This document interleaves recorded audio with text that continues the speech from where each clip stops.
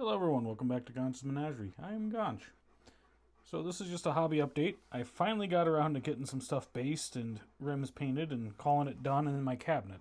Which then I realized I should probably have left my other cabinet to record the video, but such is life. So pardon the super high-tech transition we got going on here, and voila. Mix my camera adjustments here.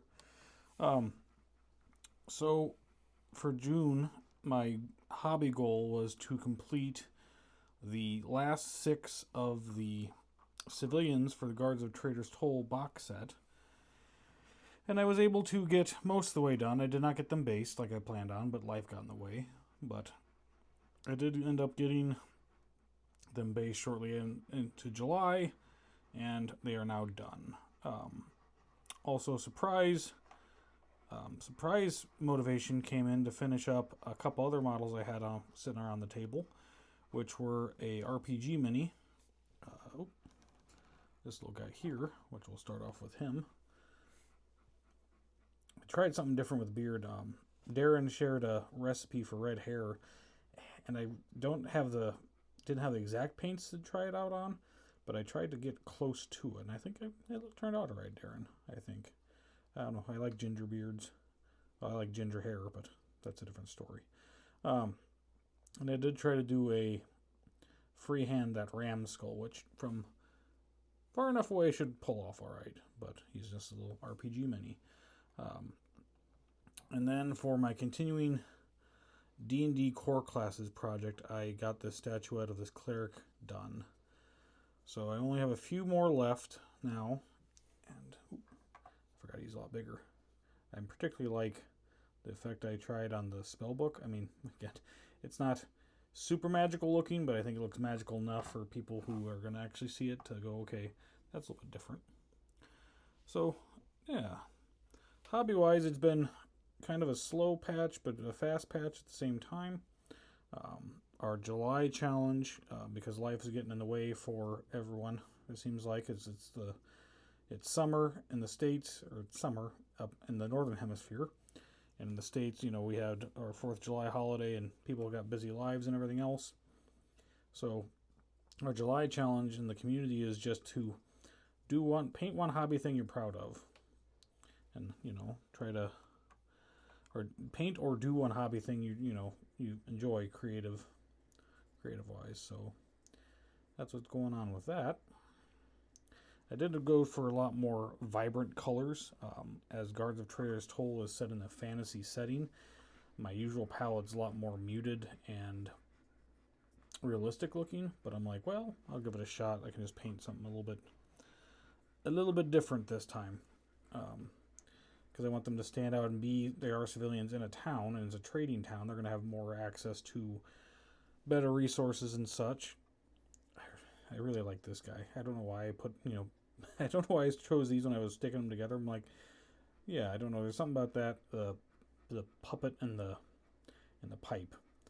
I actually have smoked pipes and previously, and still occasionally do, and I enjoy that more than I do in smoking cigars or cigarettes. So, and you have to have a rich guy walking around a trading town, right, with a gold chain around his neck, because he's not going to be a mark for every villain like this person or beggar man. So I have yet to play the game yet. Unfortunately, just again getting everything painted, and then gotta get the train together and everything else, and then either try the solo or find an opponent. But I really like the premise of it. It feels very words mouth. Feels very Ankh-Morpork, Discworld, Terry Pratchett kind of vibe to it. So I really am looking forward to getting this on the table at some point and giving it a playthrough. So, I forgot how many of these things there are. There was 24 total civilians, and I actually have I bought for Christmas, or for my Christmas present to myself, I bought this, the starter box, and the expansion pack. So I have enough for all 4 guard companies from the from the rule book. So I'll paint them up in their heraldry colors for their respective owners or respective lords, and then I have 12 more civilians, I think it is, to paint. So, like, yeah, 2 sprues.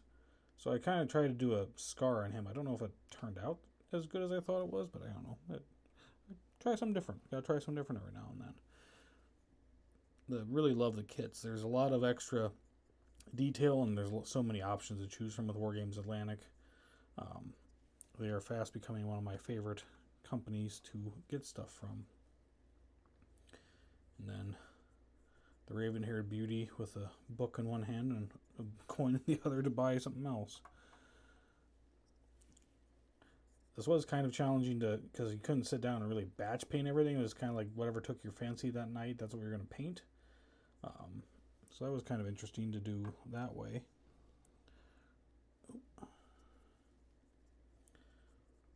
And then a guy with a crown, just because I didn't try to do gold because I don't know, maybe he's an actor or a duke or some traveling duke or something like that. The beautiful thing about being set in a fantasy setting, you can make it your own or if you want to. I've used railroad ballast as because they make some really good. I've seen some really beautiful bases with cobblestone rollers. My just patience is not there to wait for the green stuff or the putty to dry and then paint and then try to cut off the puddles, etc. So I just threw some cobblestone down and also washed and then dry brushed over top of that to give it just kind of a look of road, or a not dirt city kind of vibe to it. I don't know. They see that Wargames Atlantic actually just saw on the Plastic Crack podcast actually that they're offering elves and dwarves civilians. So I might, depending if I get to play this game yet or not, I might have to give that a crack at some point here soon in the future. Try them out. And I think we are back around to the beginning. It was definitely different painting so many vibrant colors. My normal palette is a lot more muted, I feel like, or down to earth, realistic kind of colors. So the vibrant shock of color, I'm going to eventually keep working on a Baron's War project, and I'm looking forward to painting knights, but also dreading it because so much heraldry, so many colors to choose from. There you go. That is what we've gotten done so far. I have a couple models left to be based. I want to try to do a basing video for a mini, pardon my reach, these minis here. This is my more natural style, and this is a model I painted up for my buddy Pierce, who wanted to paint along with me for his first mini he ever painted using just the base set, or the starter set from Army Painter. So that's my rendition of that, and then this is mine with my more larger collection of paints and more my normal style. I think I'm going to try to do a video, just some basics of basing video. I'm waiting for that to do these with. What else is on the painting table? Not as much as I'd like, but too much more than I like. So it's very Western themed so far. I bought these from Knuckle Duster Miniatures. They are civilians for Dead Man's Handboard. I want to try to flesh out my table a little bit more. Here's some work in progress we got going on here. Some various citizens walking around the town to be utilized. So I got some base coats on them, or the starts, to kind of give me a general outline. So I got these guys working on them. I'm working on a monk statuette for the D&D classes project. I got some RPG minis because I was trying out a 5 Leagues from the Borderland and 5 Leagues from the Borderland solo play, and I realized I needed more monsters for them to fight and enemies. But this is the monk in her current state and form. I really love this model, and I love this sculpt, but let me get I don't know how in the heck I'm going to get her onto the base. It's proving challenging. I'm going to have to super glue like crazy. I think I'm going to try to do a jade dragon effect for the but we'll see how that turns out. Also working on one of my buddies, Narcisco. Huge shout out to Narcisco and his lovely wife. They got married last year, courthouse wedding, and they're doing their larger family reception this year. I am working on, for my Tables Badasses project, a statuette to celebrate that, which I can't share at the moment because for those ones, they don't get shown to anyone until the intended recipient sees them. So, yeah. That's the current state of the hobby table. Some cowboys, some fantasy, statuette of sorts, and then another fantasy-esque statuette if I look over here to my left. So, if you've taken this, or you've sat here this long listening to me ramble, I appreciate you. I hope your hobbying is going well. If you are interested, there will be a link in the description down below to come check out our Discord, the Lords of Ash D&D Discord. We are a bunch of gamers that just talking hobby, playing games, and some few of us are painters, and we just like to share our work and enjoy the hobby together. But no pressure, no rush.